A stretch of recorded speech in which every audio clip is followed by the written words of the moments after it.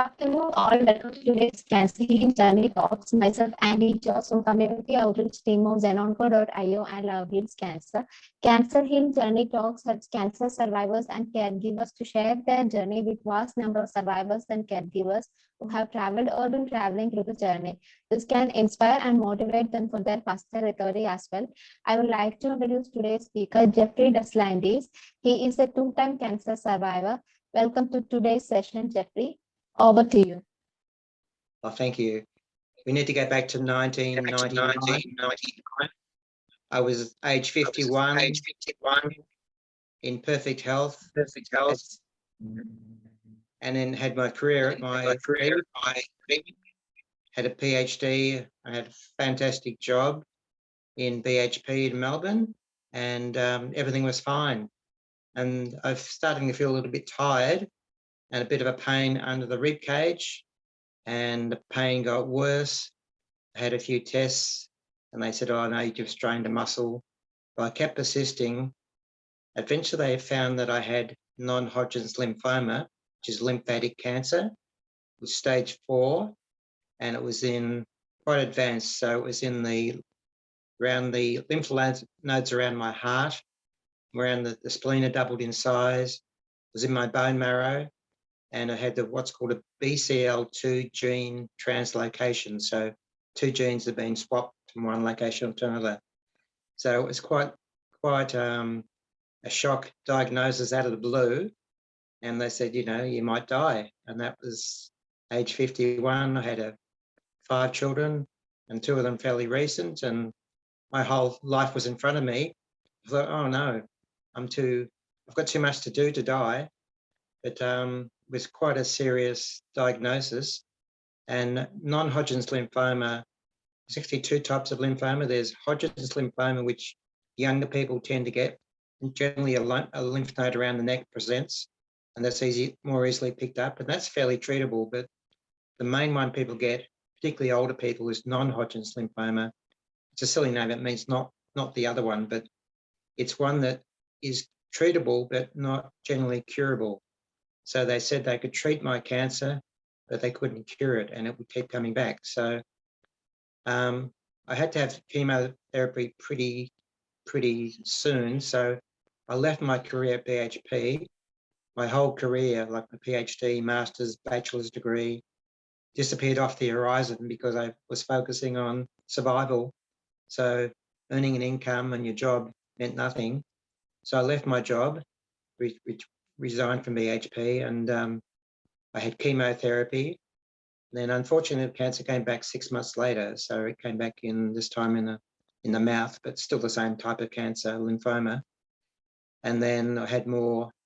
Well, if I go back, I just skipped through chemo. That was something you can't skip through. Now I had about 6 months of chemo, so I had what's called CHOP, cyclophosphamide, vincristine, prednisolone, and another drug I can't remember. But so it's fairly serious chemotherapy, and you feel quite sick. You lose your hair, you feel terrible.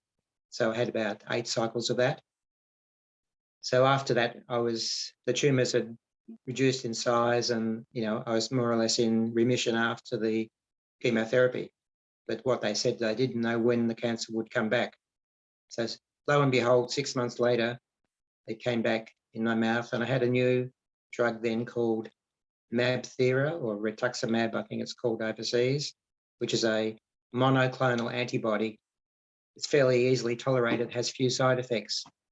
So they said that was worth a try. So I had that, and I remained in remission for another 4 years. So 2004, Father's Day, I was sitting in bed and I felt a lump down in my groin on one side and a lump in the groin the other side. It's called the inguinal nodes. And I had 2 lymph nodes which were swollen up then. So the lymphoma had returned, unfortunately, as they predicted it would. So this time we tried the Mabthera treatment again, and that worked for about 9 months. And then the cancer returned in the groin again. This time we went back to chemo again. When you have second lot of chemo, they don't give you the same type of chemo as the first. First, they have to trick it by giving a different type of chemo. So this time we had fludarabine, cyclophosphamide and Mabthera together. So we had that chemo, and that lasted about 6 to 8, 9 months, and then the cancer was back again. So we're looking at 2006. Cancer had returned 4 times. We thought, I thought, this is not good. I might die. I'm too young to die. I'm too stubborn to die. So I thought, we're going to have to outsmart this cancer. The treatment proposed by my doctor was a stem cell transplant, where they had previously collected my stem cells and put them in storage.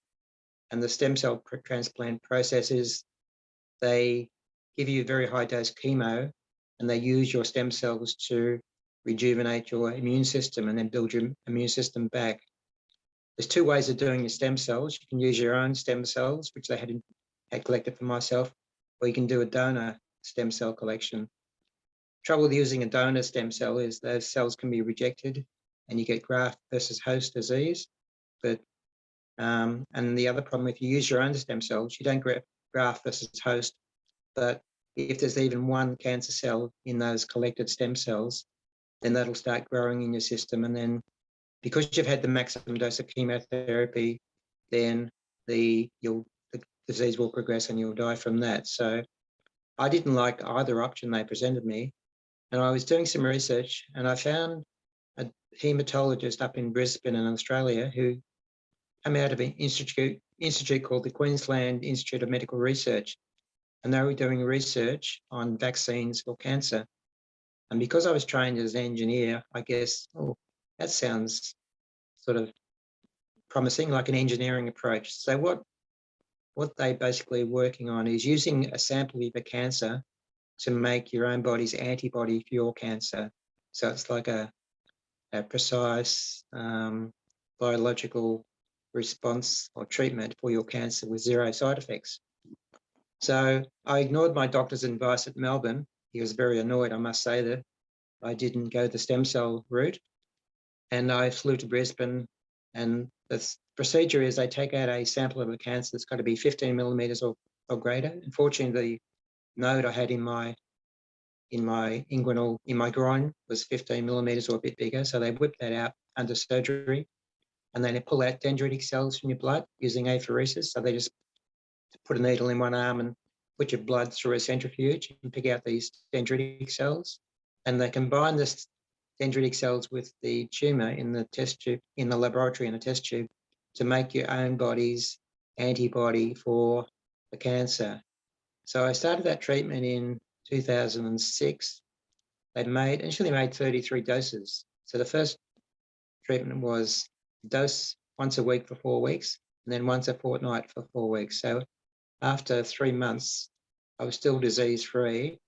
We still had 25 samples of vaccine left. So the doctor said, it's very experimental, but why don't you come back every 2 months and have a booster of the vaccine? So I came back every 2 months until that was used up. That's another 50 months. And so 4 and a bit years. They still had a piece of tumour left in the freezer from the previous operation. So they made another 25 doses. And then we went up every 2 months to have the injection. Then towards the end, as the vaccine was running out, as we were running out of numbers of vaccine, we then stretched out to 3 months and then 4 months just to get a bit more time between the vaccines. So I started the treatment in mid-2006. By January 2015, we'd used up all the vaccines and I was still disease-free. So that's a remarkable result for a cancer which is considered to be incurable. And it's just using your body's immune system. So what the vaccine does is it teaches your body's immune system to recognise the cancer cells and takes them out. So it's like a training process. So it's a bit like a lock and a key, I suppose. If you could see the vaccine as a key, it's looking around for a certain lock to go into, which is the cancer cell. When it locks into the cancer cell, it produces a different shaped cell, which your immune system is then able to recognise and to remove. So January 2015, we had the last cancer treatment, the vaccine treatment, and then we're then relying on memory T cells. So your body remembers every disease you've had in your lifetime, whatever they might be, by these memory T cells. So the recipe for making this particular antibody should be locked into my immune system after having 250 million doses. Each vaccine you have is 5 million doses. So I had approximately 250 million doses over my life. So we're relying on the memory T cells to be able to remember that antibody design and to make it if it's required. So we're now, what are we, January 2022. I still remain free of lymphoma. So for all intensive purposes, that cancer is gone forever. No one can say forever that it's gone forever, but it's been absent now for 16 years. So I'm now a 23-year survivor of stage 4 non-Hodgkin's lymphoma. So it's, in my mind, totally due to the vaccine. For the last 16 years, the only treatment I've had is the vaccine. I've had a recent PET scan, FTG PET scan, which confirmed there's no lymphoma in my body at all. So, yeah, that's sort of my story of lymphoma, I suppose. That I've actually written a book about the vaccine. It's called From Cancer, Good Things Grow, which is a bit of pun on the fact that the vaccine is grown from the cancer, but that explains more. I didn't write it to make money. I wrote it to tell people about how the vaccine, for me, cured this incurable cancer. They are doing some very important work on vaccines still around the world. It's still early days and it's still considered to be experimental and unproven, but definitely in my case, it's cured my cancer. So that's where I am today with the lymphoma. I probably skipped over a lot.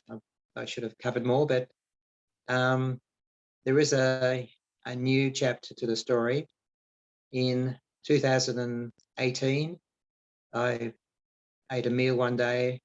I was feeling perfectly normal, ate a meal, and it didn't go down, and I sort of felt very full. So my whole stomach was it felt like the food wasn't going down, and ended up in hospital and did some tests, and they suggested that the lymphoma had returned. I said, no, there's no way this lymphoma is back. I'm so adamant that's gone. Anyway, they did some tests and they found I had a blockage in the small intestine called the ileum, the last section of the small intestine. And what they found was there's a new type of cancer growing there called a neuroendocrine tumor in the ileum. So this is a new cancer, totally unrelated to the lymphoma, just another, bad luck or whatever causes cancer, but your genes or bad luck. And so that was a new journey I started. I had surgery in Melbourne where they took out the affected part of the small intestine. You have about 7 meters of small intestine, so they can chop out a small section of it and just join it up again, and life goes on as normal. So they took about 600 millimeters out of my last section of the ileum and then joined it up. But unfortunately, the disease had spread to the adjacent lymph nodes. So the nodes adjacent to the small intestine, called the mesenteric nodes, were affected.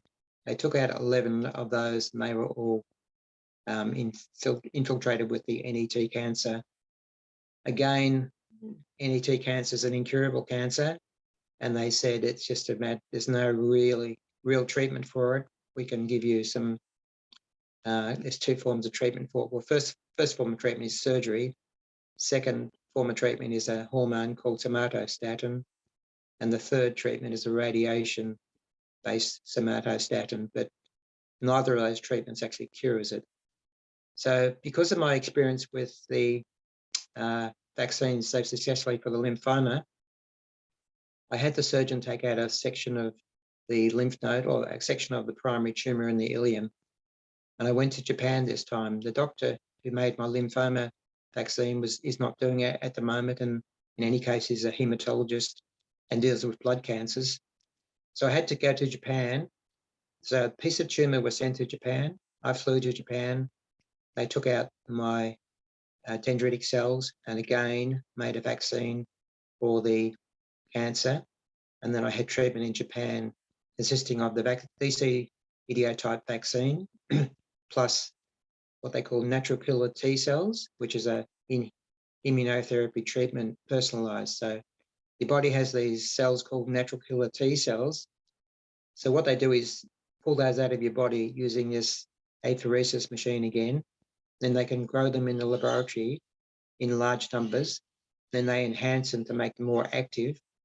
And then they reinfuse into your system. So they're boosting your own immune cells and then putting them back into you. So I had DC, dendritic cell idiotype vaccine, plus a natural killer T cell therapy, plus hypothermia, which is a machine where they put you on this machine and it has like a pad and it heats up the local area where the cancer is. So in my case, that was around the lower abdomen. And you generally go for about 42 degrees Celsius for 20 minutes. And that has the effect of killing the cancer cells, and those cancer cells that aren't killed, they're mobilized into the bloodstream. So then the natural killer T cells and the vaccine then attack any mobilized cells. So I had 4 treatments in Japan of that therapy. Then I went back for further 2 treatments. And then COVID-19 unfortunately struck in early 2020, and I was unable to go back. So I had to sit and wait. Then a year later, when we did another scan, they found that the cancer had returned in the lymph nodes. So that was a bit unfortunate. So we can't really say for sure whether stopping the vaccine was a factor or whether the cancer would have returned anyway. But the bottom line is the cancer had returned in the lymph nodes. Or when I say it's in the lymph nodes, but it's actually not lymphatic cancer. When you get secondary cancer, the primary cancer runs around your body trying to find soft targets to grow in. So in this case, this is a neuroendocrine tumors lodging in the lymph nodes and growing that type of cancer in my lymph nodes. So a year ago, I went on this treatment called Somatostatin Analog, which is a synthetic hormone. So once a month, I have injections, and that's supposed to slow the tumor progression down. And I'm doing that in order to get back to access to immunotherapy again. So I'm in a holding pattern. So after a year, there's been just slight progression of the NET tumors in my abdomen. So I'm just waiting at the moment for COVID to settle down, if that's a possibility, because we seem to go from one crisis to another. Certainly in Australia at the moment, Omicron is spreading fast across the country. Probably maybe 25% of the people are infected with it. So it's really affecting how we travel, and so forth. So so I've been for a year on this somatostatin analog. I've also done other things like I'm on a very strict vegetarian diet. So basically it's an anti-inflammatory diet. So no sugar, caffeine, alcohol, saturated fats, meat, dairy, wheat, just like anti-inflammatory things that inflame the NET tumors. I'm also taking a range of supplements, vitamin C, D, B12, quercetin, heaps of turmeric, which is anti-inflammatory. So things like that. So I'm doing dietary supplements, which may or may not do anything, but I'm certainly giving them a try. Certainly I love turmeric. I take it every day, and it's actually very good for neuroendocrine tumors. So so at the moment I'm in a fairly stable condition on this latest cancer, but I do want to go back and have more immunotherapy when the time allows. So that's really, I guess, brings us up to this current stage. I've had 2 cancers. So I've been a cancer patient 1/3 of my life. I'm 74, almost 74 now, fit and healthy. I exercise 2 hours every day. I'm the fittest I've ever been in my whole life. And I think being physically fit helps you fight cancer. It makes you, if you do have to have treatment, I understand that when you're physically fit, you're able to withstand treatment much better. So I'm actually the fittest I've ever been in my life, apart from having had 2 cancers. As I say, the first cancer, the non-Hodgkin's lymphoma, I'm pretty confident that's been put to bed now, because that's been gone for 16 years now. And my doctor says that once you get it 10 years out with lymphoma, they get what's called a durable remission. So the cancer doesn't tend to recur. If it's going to recur, it recurs in the first 5 to 10 years. And after 10 years, then you tend not to get any recurrence at all. So we're now 16 years since it was last shown its ugly head. So I'm expecting that the lymphoma is gone forever. The one we're dealing with now, more concern is the neuroendocrine tumors. And the problem with that cancer is there's no really effective treatments for it. Chemotherapy doesn't seem to be effective. The somatostatin analog hormone treatment really just slows it down. And then the somatostatin treatment, which laced with radioactive compound, where they do a local radioactive bombardment of the tumours, that gives you some relief. But again, it's not curative, it slows it down. And that's why I've opted for the immunotherapy option, the personalised vaccine for the neuroendocrine tumours, which I should add is totally unproven, and very few people have tried it before, but that's not a reason in my mind not to try it. I'm pretty convinced that immunotherapy is a cancer treatment of the future. Yeah, so I guess that, in a brief, that's my story. I probably missed over a whole lot, but Okay, so I just have one question. So if you have to sum up your whole journey in 1 sentence, what would that be? I guess the main thing is, don't be scared of cancer. It's not some nasty disease. It's it's not something to be scared of, cancer. I think once you get a better understanding of what it is, I think you cope a lot better. When I was first diagnosed, I had no idea of cancer. I was an engineer. I knew nothing about my body. And spent the last 20 years knowing more about it. And I mean, what cancer is, the design of the cell has gone wrong. So your body's got 100 trillion cells. So you might have a few cells in your body where the design of those cells has gone awry for whatever reason. It might have made a mistake when it made a copy, or it might be a genetic thing, or it might be an environmental factor. But some of your cells have gone wrong and they need to be taken out by your immune system, but for some reason your immune system has failed to recognize those. But so people say, I've got cancer, but really a very, very small percentage of you might be cancerous cells. So my advice is, don't let that be too concerning. Try and take I know it's easy to say, but try and take a logical approach. Okay, a very small part of my body is affected by cancer, but that's nothing to be scared of. Sort of, take it on board and then get on with getting some proper treatment. So my advice is, don't be scared of the word cancer. Put it behind you and get on with the very best medical treatment you can, and have a good understanding of what the cancer is, how your body works, and do everything you can.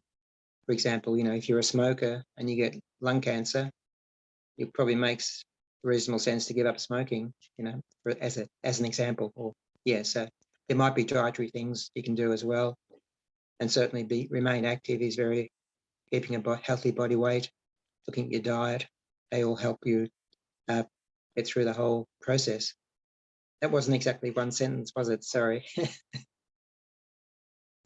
That's all I'm saying. So I guess, thank you so much. So yeah. indeed a very inspiring journey. Yeah. I guess what I was going to say too is the main number one thing is don't give up. Be very stubborn, be very persistent, and then say, okay, I'm going to try everything at this cancer. Throw everything I can find at it. Yeah, This is my life. My life is precious. I'm not going to. So I think it's very important.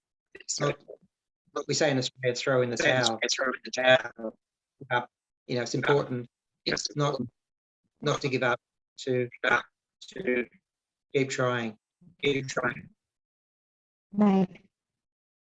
I mean, Yeah. if you look at my in 1999, that's most probably dead in probably 5 years. And I can assure you, I'm very much not dead. I'm so fit and healthy. I'm in a hiking group, and I can run amongst people half my age in the hiking group. And, yeah, the fact I've had cancer is no consequence at all. People wouldn't even know. Thank you so much. It was really inspiring. And I'm pretty sure that this session will really motivate people out there who are currently going through cancer journey, or who is constantly fear of having cancer. So it was really motivating. And thank you so much once again. Okay, thank you very much.